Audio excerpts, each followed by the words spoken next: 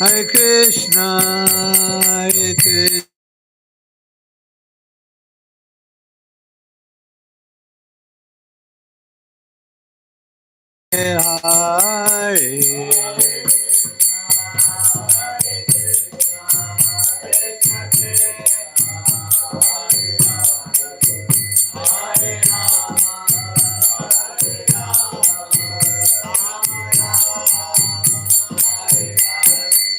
Hare Krishna, Hare Krishna, Krishna Krishna, Hare Hare, Hare Rama, Hare Rama, Rama Rama, Hare Hare.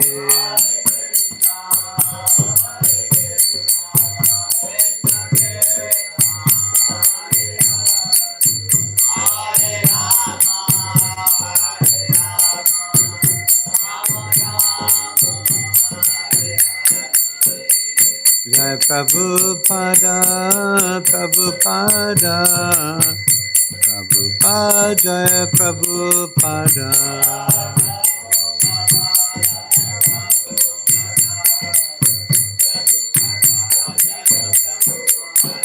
Jai Jai Prabhupada, Prabhupada, Prabhupada, Jai Jai Prabhupada.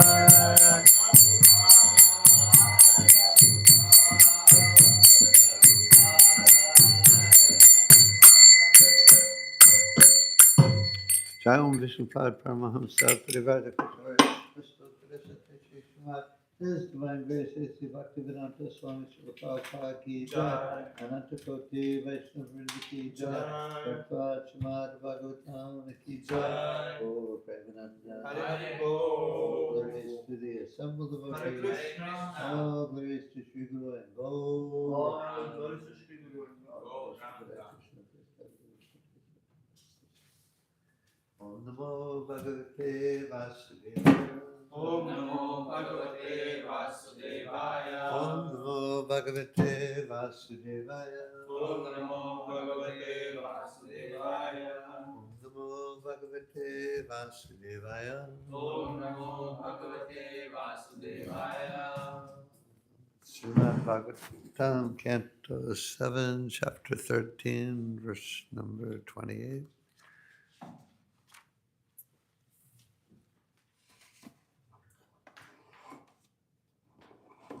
Yeah, 28. Anyone have it ready? 7:13:28. Oh, are you doing it on the board? Okay. Itye tad atmanak swatam santam vismitavaya puman vichitram asati draite Goram apnoti sanshitim Ityetatmanak swatam Santam vismitya vaipuman Vichitram asati dvaite Goram apnoti sanshitim Ityetatmanak swatam Santam vismitya vaipuman Vichitram asati dvaite Goram apnoti sanshitim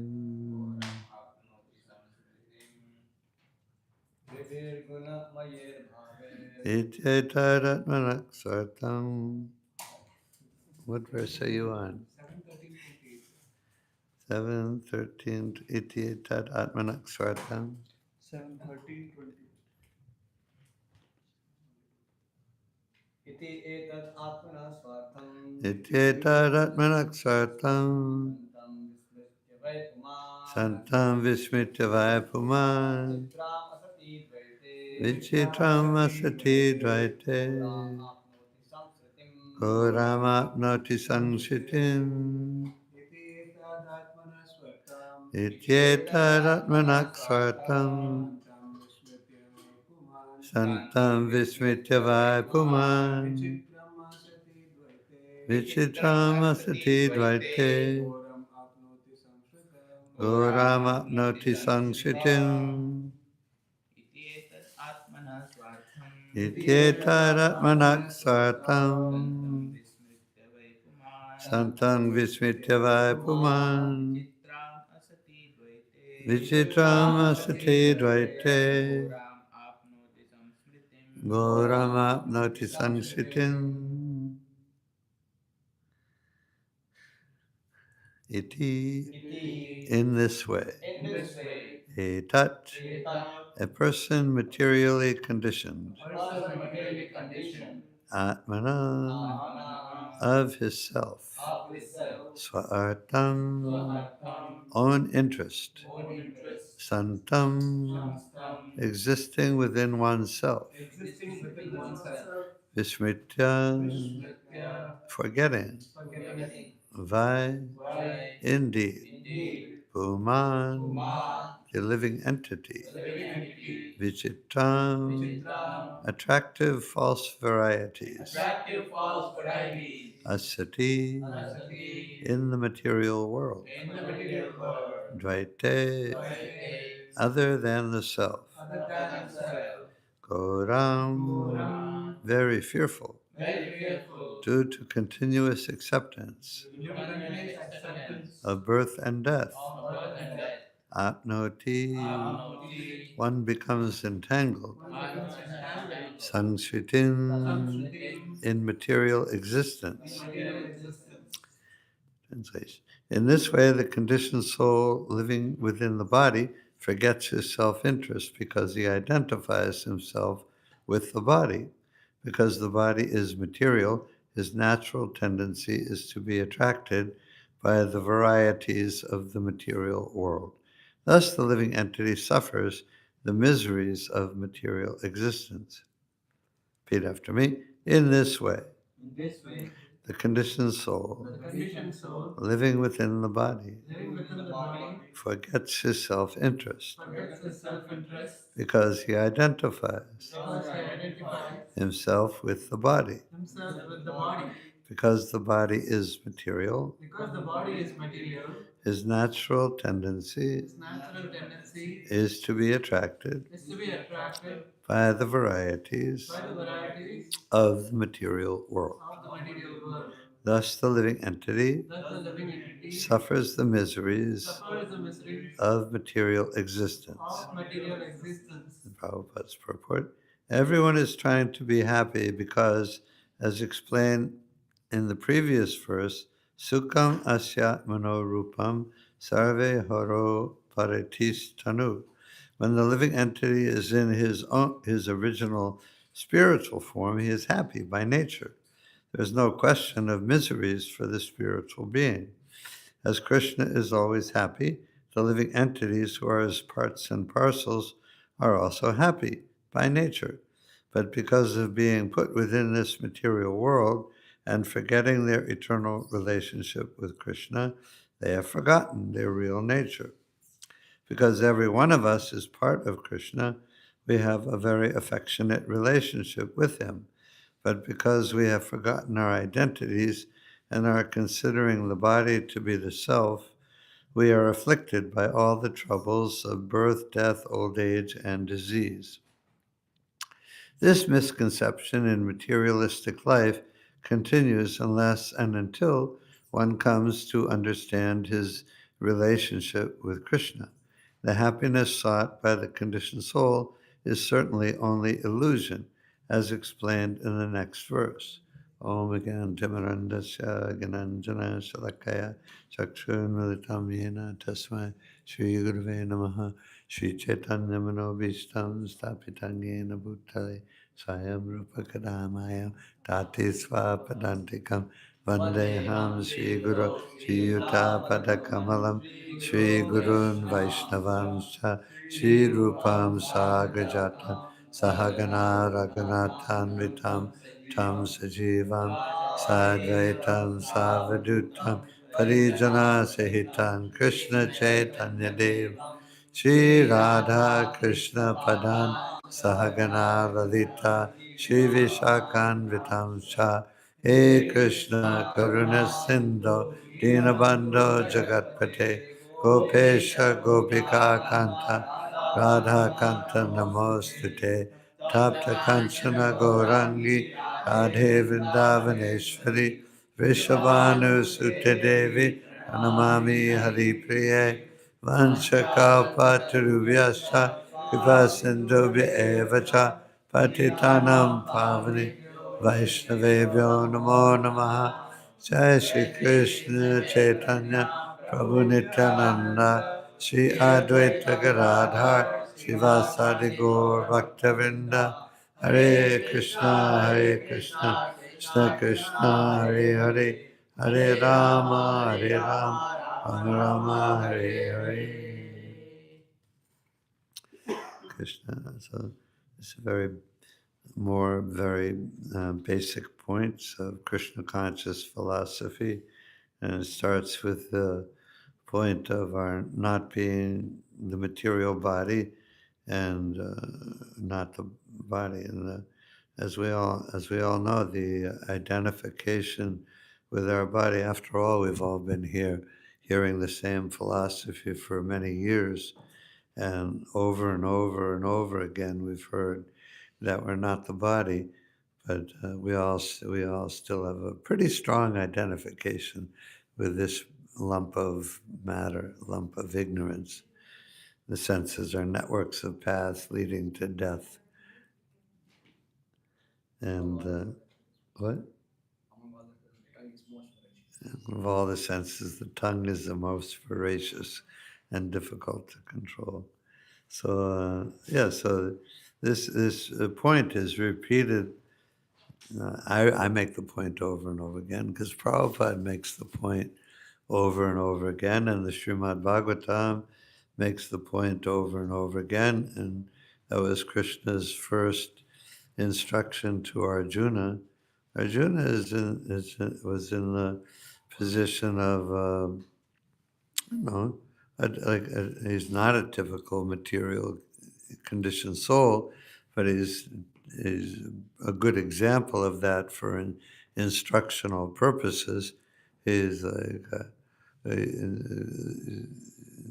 Krishna, the Supreme Personality of Godhead, was right before him, right with him on the chariot, and he's friends with Krishna, and he knows Krishna is the Supreme Personality of Godhead, but he's taking the position of a conditioned soul in forgetfulness and ignorance, and identifying with the body and identifying his kinsmen and friends and relatives and with teachers with their material bodies.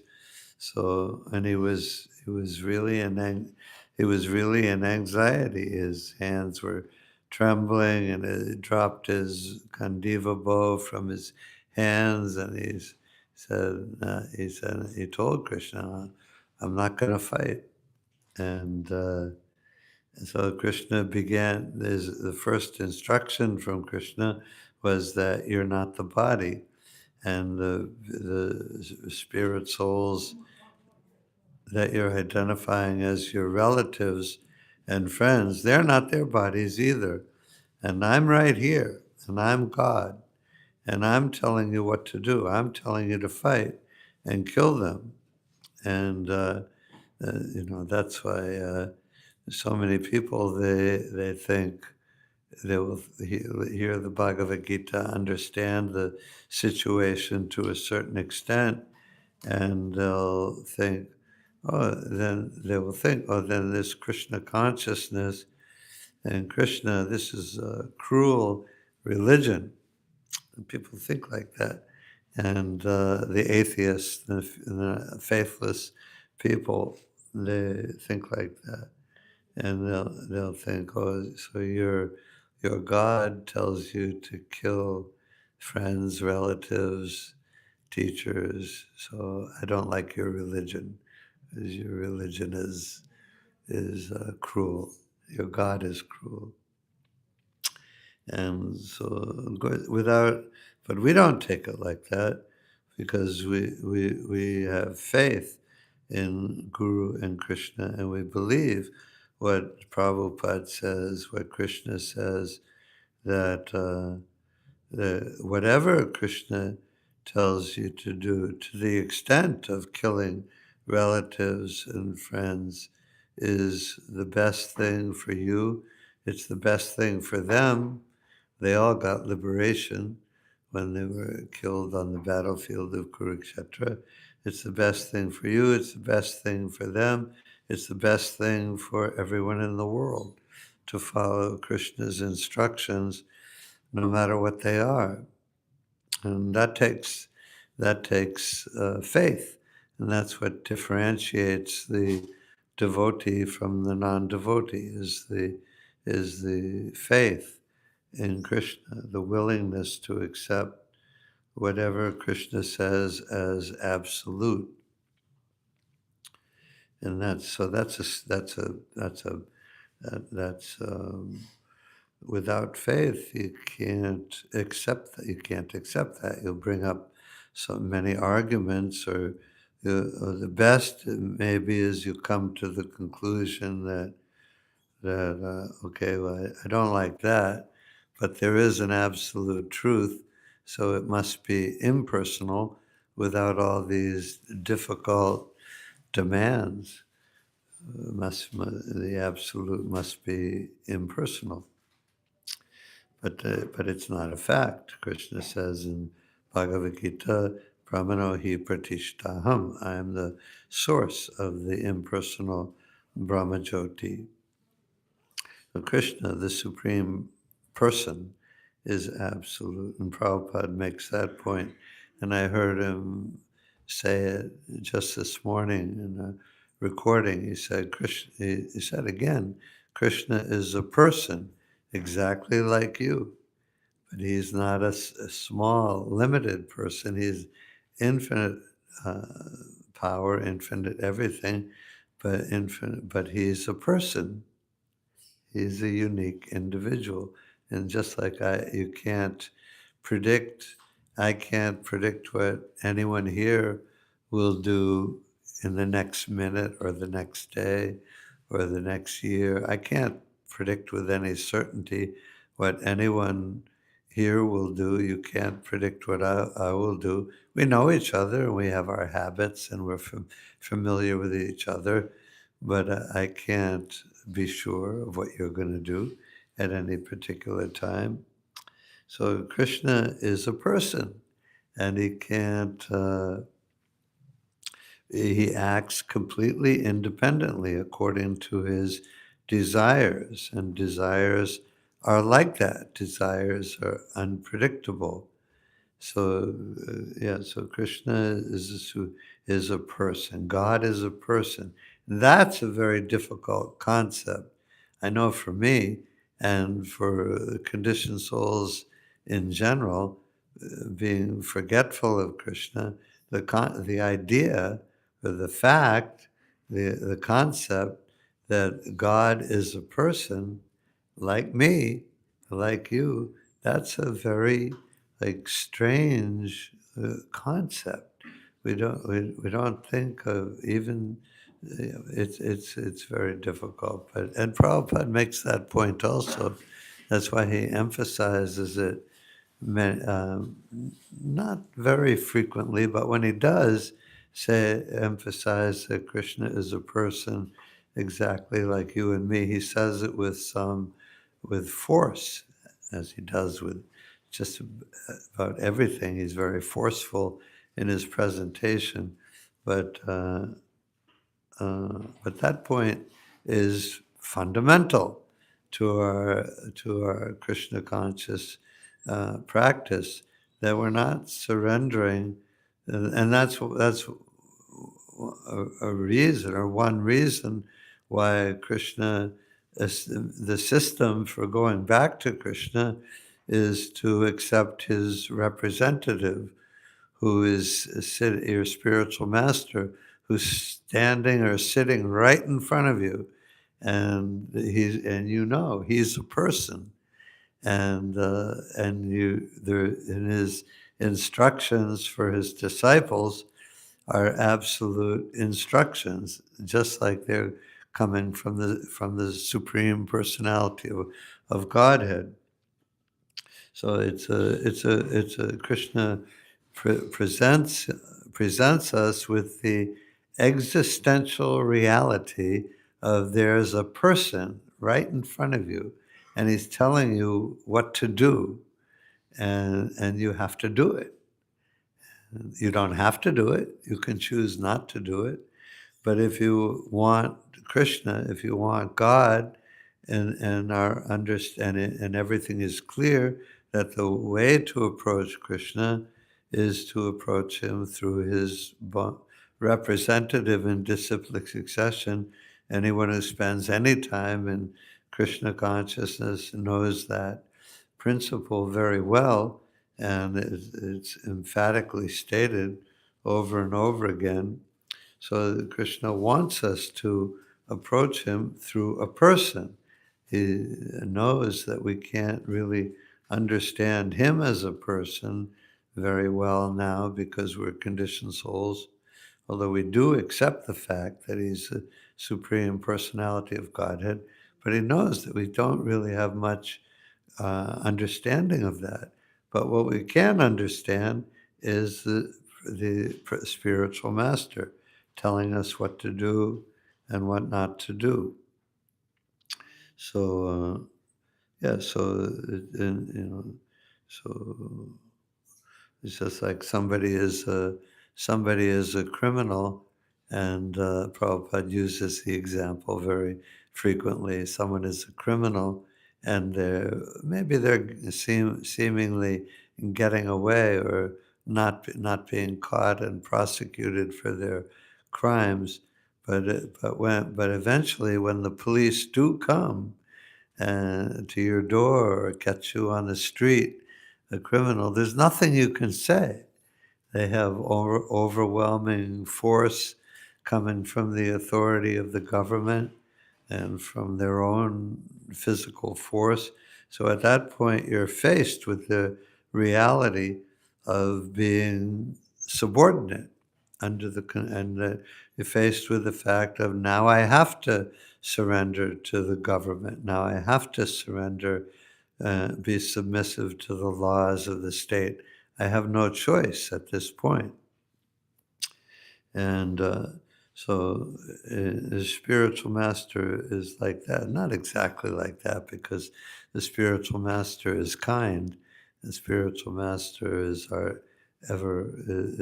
kind, and he doesn't approach us like a policeman with force and overwhelming force, but it is overwhelming force, the force coming from the Supreme Personality of Godhead. He's his assigned, authorized representative.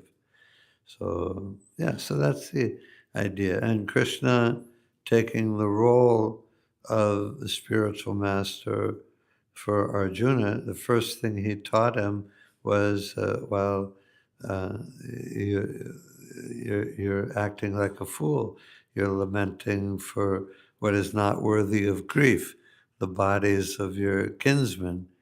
And no learned man, you're acting like a non-Arya, an Arya Jishtam Svargyam.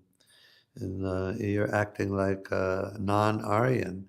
You're supposed to know that they're not their body, but you're acting as if they're the body. And the point yesterday that Ramachandra was making about Arjuna was seeing it as a lose-lose situation. It's like, and that's a fact if you see it in a material way. And that's everything, as I said yesterday, that's everything in the material world. There is no victory in the material world. Everything is a lose-lose situation. Everything ends, every material goal, every material pursuit, every material accomplishment ends in defeat. It ends in nothing. You leave your body and there's nothing left. So there is, everything is lose-lose. There is no victory. But we say Jai, Shri Krishna, Jai, Prabhu, Jai means victory. Is that what's one of the meanings of Jai? Jai means victory, Jayate. So we're always victorious in Krishna consciousness, even if we're struggling, young devotees, trouble chanting our rounds, or our minds are rebelling because have to wash the pots or do whatever service we're assigned to do. Our minds are rebelling, we're struggling, having so many difficulties.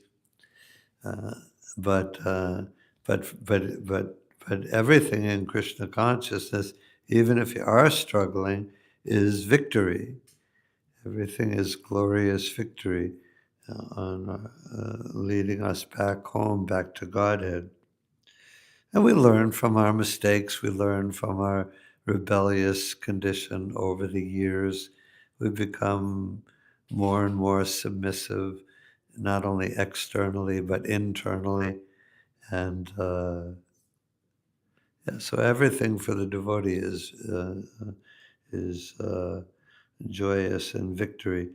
And Prabhupada says here, in the beginning of the purport, everyone is trying to be happy because, as explained in the previous verse, Sukham asyatmano rupam sarve haro paratistanu. When the living entity is in his original spiritual form, he's happy by nature. There's no question of miseries for the living being. As Krishna is always happy, the living entities who are his parts and parcels are also happy by nature. But because of being put within the material world and forgetting their eternal relationship with Krishna, they have forgotten their real nature. And Prabhupada makes that point sometimes. He says, the nature of the spiritual soul is Sat Chit Ananda in spiritual form, Vigraha. So Sat means eternal, Chit, full of knowledge, and Ananda means blissful all the time. And he makes the point that why do we even think that that's possible? Because there's no evidence of that anywhere in our lives. There's no evidence of that anywhere in the material world. That when you're born, uh, uh, you're born at a certain time. My mother told me when I was a young kid, she said, if I had never met your father, you wouldn't exist. And that's the scientific idea. You wouldn't exist. You only exist out of sexual union. Without that, you don't exist. And of course, we know that that's not true. I didn't know it wasn't true at the time, but I didn't think much of it. I just said, okay, right, I guess, whatever. We didn't have whatever in those days. That's a newer word, but that was my idea. Like, okay. I don't know. And I wasn't like a really deep thinker back when I was like 10 years old. Anyways, that's the scientific modern idea, mundane science. You come into existence at the time of birth, and you go out of existence at the time of death. And all this talk of reincarnation, transmigration of the soul, that's mythology. That's not true. So, no, you're born and you die. So we have our experiences in the material world that no one is eternal. I'm not eternal. Our experience is that I'm not full of knowledge. This is when you're born, a baby doesn't know anything. He has to be taught everything. And as you grow up, you may learn many things, but no matter how much you learn, you know that you don't know everything. You know that there's a lot more that you don't know than that you do know. So we're not chit, we're not full of knowledge, everyone knows, and we're not full of ananda. Ananda is bliss. I'm not blissful, I'm not happy. Once in a while I feel a little happy, but certainly not all the time. And I'm never blissful. Sometimes people use the word bliss like they have all kinds of use, but they don't know what bliss means. Bliss means transcendental spiritual pleasure. It doesn't mean having the day off and lying in the sun on a Saturday or Sunday in your vacation. That's not bliss. But nobody knows what bliss is. Radha Gopi Vallabha Ki Jai. So we don't have experience that we're Sat Chit Ananda, eternal, full of bliss and knowledge, but everyone wants that. Why? So Prabhupada makes the point. Why do you even think that's possible? It's not our experience in the material world. It's nobody's experience here, so why do you think it's possible? And we think it's possible, or we want to be happy, really, really happy all the time, because that's the nature of the soul. We've forgotten almost everything about Krishna and being a spirit soul, but the memories or the impressions are still there because we are spirit soul. We never lose consciousness completely, although we can become like a tree.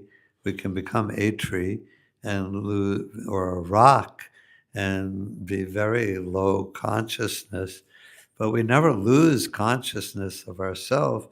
And so deep within us somewhere, there's the remembrance that that I am eternal, full of bliss and knowledge. So that's why that's why we can even think like that.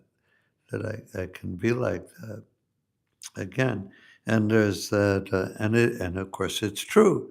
Prabhupada says there's no, we're in our original spiritual form.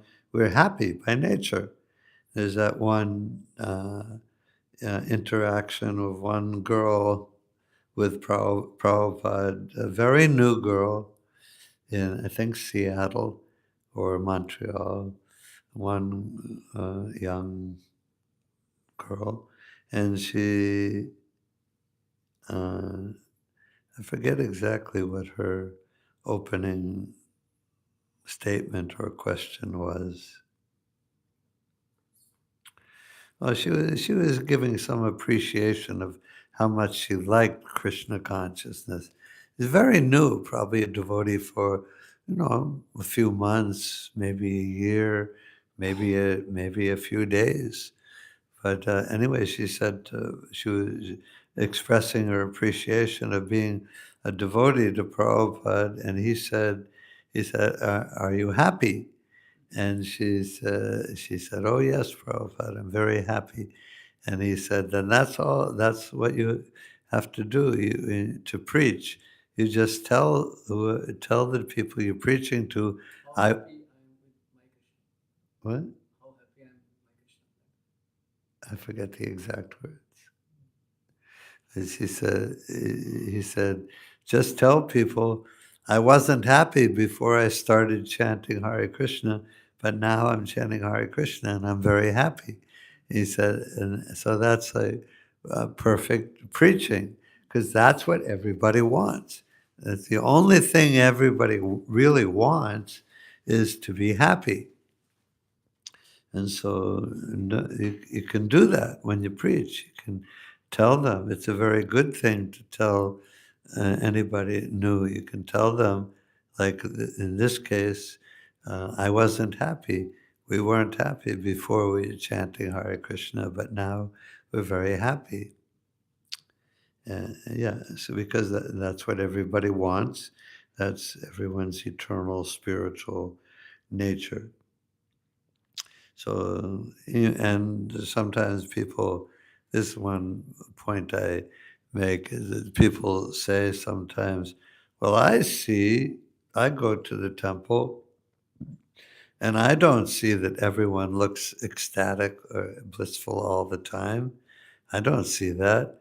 And we know from for ourselves or for our interactions with each other, we know that everyone isn't always smiling and skipping down the hall and jumping up and down and looking like dancing like a little kid.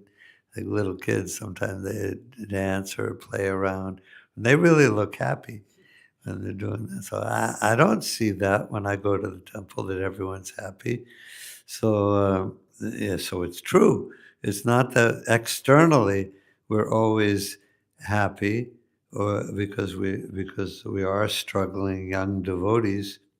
So it's not that we always can, but we know, but we're happy essentially because we know we're doing what we're supposed to be doing, our eternal obligation, our eternal service to Krishna. We know that we're serving under our spiritual master, and so we're happy. We feel satisfied. Satisfied is like a basic basis of happiness. You can't feel happy, actual happy, unless you feel satisfied. And no one can feel actually satisfied unless they're engaged in their eternal relationship with Krishna. You just can't be satisfied. You can feel, you may have all kinds of stuff, but you can never be actually peaceful and satisfied in the material world. Without peace, as Krishna says in Bhagavad Gita, without peace, there's no question of happiness. Yeah, so the devotees don't always look ecstatic and blissful and happy, but we're happy because we know we're going back home, back to Godhead. We know it. We're convinced of it. And we see great souls all around us. We see many great souls in our direct experience in Krishna consciousness who we know are obviously happy. Unlike me, I can't pretend to be like that, but I see many devotees I've know and have known for many years, and I know they're happy. I know they're happy, and I'm happy. I know I'm happy too because I'm going back home, back to Godhead. So there's all glories to Shishi Radha Gopi Vallabha. So, okay, okay. Example of flight. When you're going in the flight to, someone is going to his home, Yeah. so he may be feeling some kind of. Yeah, like on the airplane, especially if you're taking a 15-hour flight to India, you're not very happy physically. But it was funny when you get off the plane after like a 2 or 3 or 4 hour flight, the plane still looks pretty neat. There's not much trash, but when you get off a flight, it's been in the air for like 14 hours. You get off the plane and you look around, and it's like there's trash everywhere, and people just give up. It's like I'm miserable. I don't care where I throw this thing. It looks like a baseball park after all the fans leave with all the trash all around. Yeah, you're not happy on a long flight on a plane, but you're going home. You're going to see your old friends. You're going to see your mother and father. You're going to go to the temple that you joined in. You're going to the country that you grew up in. And so you feel pretty good. And so a few hours of pain on the airplane isn't that bad. Yeah, so we're happy. We're happy because we're going back home, back to Godhead. Okay. Any questions or comments? There are another example is of hospital also. Of what? That hospital somebody goes. Yeah. And he's sure that the doctor is good. Yeah. I'm taking the medicine. Yeah. There is some troubles. Yeah. But he's happy. Yeah. Happy about the hospital. In fact, he's enthusiastic to go again and again to the hospital because he knows he's recovering. Yeah, and you're in all kinds of pain, and you couldn't walk, and you're throwing up, or whatever your symptoms are, but you have faith that you take this medicine, you'll be in the hospital for a while, and when you come out, you'll be okay. So you feel okay being in the hospital, even though you're still in pain. And of course, the example of the jaundice with the sugar cane, you're not happy eating the sugar cane when you're still sick, but you know that when you're well, then you'll feel happy, you'll feel good again. Yeah, so the devotees are happy. And devotees are pretty much free from anxiety because they know that, yeah. Devotees really don't have much anxiety. They have the regular anxiety of having a material body, and if you're or immigration worries or money worries, all kinds. We still have all the worries, but but we know that they're superficial. Yeah. Okay. Anything else? All glories to Srila Prabhupada.